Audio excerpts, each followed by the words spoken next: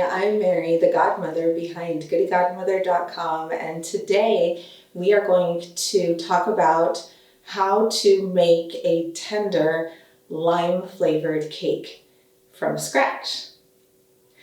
So, I have had a lime cake from scratch on my blog for a couple years now. It was a recipe I worked on early in the blog years, and I have recently reworked it because this blog is also a documentation of my learning process in the kitchen. And I have discovered how to make a better cake. The initial version of this cake could turn out a little bit on the heavy side because I was adding my ingredients the wrong way. The key to getting a nice lime flavored cake with a tender crumb actually has to do with your mixing technique. Now, you don't need a mixer for this technique. You can absolutely use a bowl and a hand mixer. But we're going to use my stand mixer, so just follow along and we're going to talk about it. For those of you that are somewhat familiar with cake making, what we use here is called the reverse creaming method. So I'm going to talk you through the ingredients that I'm using before I demonstrate the method for you. So for this recipe, I actually use a cake flour instead of an all-purpose flour. You might notice some of my cake recipes do call for just regular all-purpose flour, but in some cases you're going to want to use, like with this, when you're using an acidic ingredient, you're going to want to use something like a cake flour, which has a different protein content, and so it mixes up differently. Cake flours usually result in a more tender, lighter crumb, which is what you want here. It again helps to offset the acidic ingredients. So to make sure that I get a really nice, strong lime flavor, I use a mixture of both lime zest, so this is the zest of one lime, which is about a tablespoon, and a full quarter cup of lime juice. I don't use any extract because I try to avoid using ingredients that you'd have to go to a specialty supply store to get, and I can't find lime extract in any of my local grocery stores, so we could definitely make this happen naturally, and it works out really well. So this is, and then we also use eggs, and I have some baking powder and salt, the usual, sugar, buttermilk, butter. So anyway, let's go ahead and get started. So reverse creaming means that we put our dry ingredients into our mixing bowl, again, whether a large hand mixing bowl to use a machine or a stand mixer. My stand mixer is fitted with my paddle attachment. The paddle attachment is kind of the equivalent of a rubber spatula or whatever your hand mixer would do. You don't really want to use a whisk here. The paddle's fine. So all we're going to do here is add our dry ingredients first. So I'm just pouring in my sugar, and there's not a particular order in which to add them. You just kind of put it all in there. And you might be thinking, Mary, why are we going... It's humid here today. All right.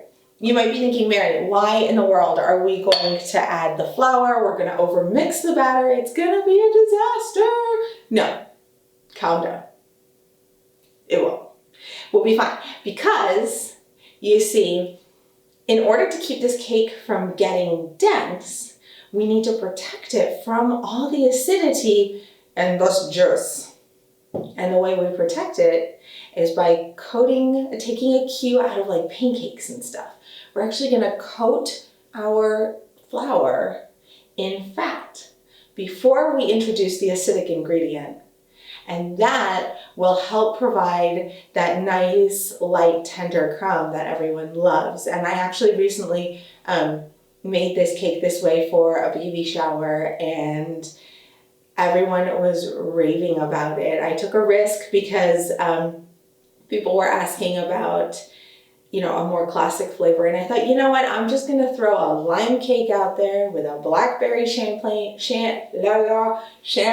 filling, and everyone's going to like it. And you know what they did? They did, and it was fantastic. So you'll actually see this when I show you the crumb in this baked cake. You'll actually see that filling, and at some point, I promise I will get it up on the blog. I didn't measure it when I made it. It's just like blackberry sugar, pour in some champagne, cook it down, and there you go. But that's off topic. Focus. So anyway, we have our dry ingredients here. The reason the order doesn't matter is because we're just going to turn this on.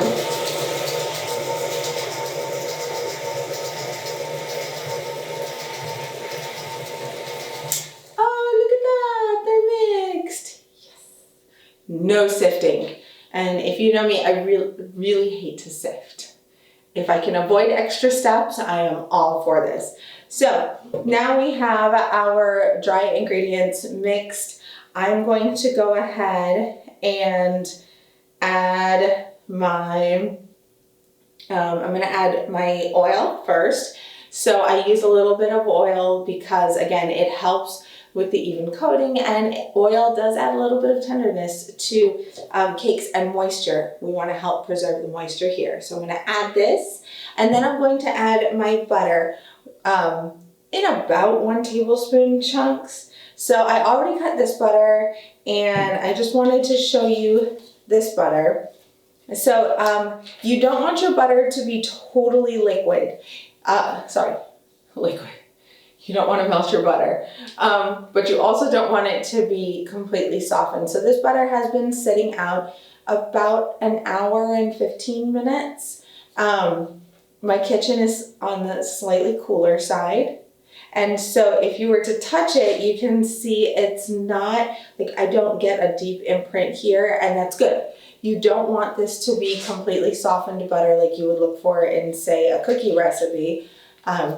Because you want to maintain some of that structure so it helps spread evenly. It's just better in the mixing process for the reverse creaming method. So let's go ahead and add these ingredients.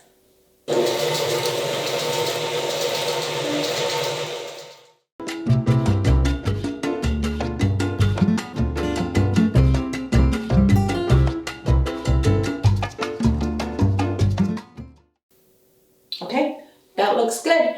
And you only want to stir until you get to about this kind of crumbly, wet sand sort of texture. It doesn't have to be, you're not looking to whip this in or anything.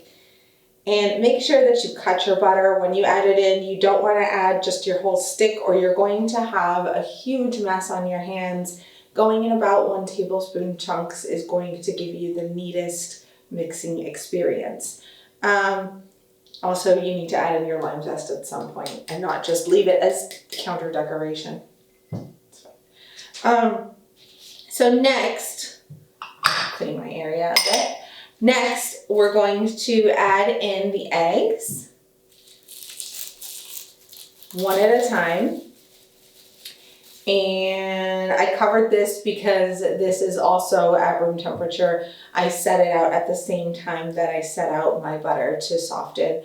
You just want to make sure that your ingredients are closer to room temperature rather than fridge cold. If you're not comfortable leaving something out for 1 hour or so, you can fill a larger pot with, 1 inch or 2 of warm water, not hot, and then just set the cold cup of buttermilk and not your butter, obviously, that you can do in the microwave at 50% power, but I would really caution against that because it doesn't happen evenly. Like, it won't soften evenly. But if you're concerned about leaving out the buttermilk or leaving out your eggs for like 1 hour, again, just take a bowl of, like a flat bowl of warm water, and you can put your eggs right in it, and you can put your buttermilk there, and in about 10-15 minutes, they're good to go. So that's a cool little baking hack for you if you don't have time to wait. So we're gonna add the eggs one at a time. I already cracked them. I'm just gonna pour them in as the mixer is running on low. You're doing all of this mixing on low. And then I'm going to add my buttermilk. Again, just drizzle that in. And finally, I'm going to add my lime juice.